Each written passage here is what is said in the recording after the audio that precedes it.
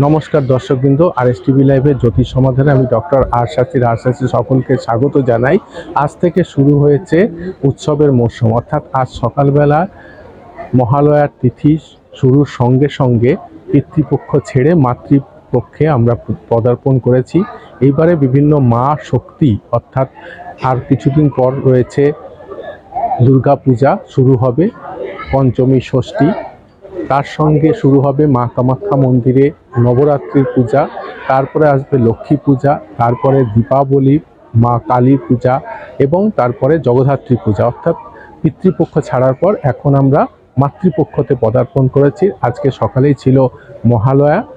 আজকের এই মহালয়ার পূর্ণ তিথিতে এবং মহালয়ার প্রাক্কালে আমার পক্ষ থেকে, আমার চ্যানেলের পক্ষ থেকে আমার সকল দর্শকবৃন্দকে প্রীতি শুভেচ্ছা, আন্তরিক অভিনন্দন।